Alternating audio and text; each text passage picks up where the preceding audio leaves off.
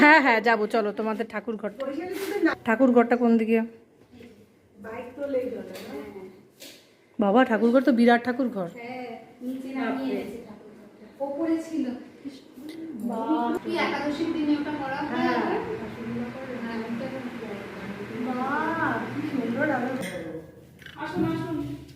চলো এসো।